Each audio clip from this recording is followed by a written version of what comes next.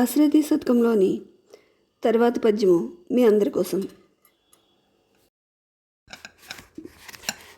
దారుణ పాతకాగ్నికి సదా బడబాగ్ని భవాకులార్తి విస్తార దవానలార్చికి సుధారస వృష్టి దురంత దుర్మతాచార భయంకరాటవికి చండ కఠోర కుఠారధార నీ తారక నామమెన్నుకొన దాశరథి కరుణా పయోనిధి.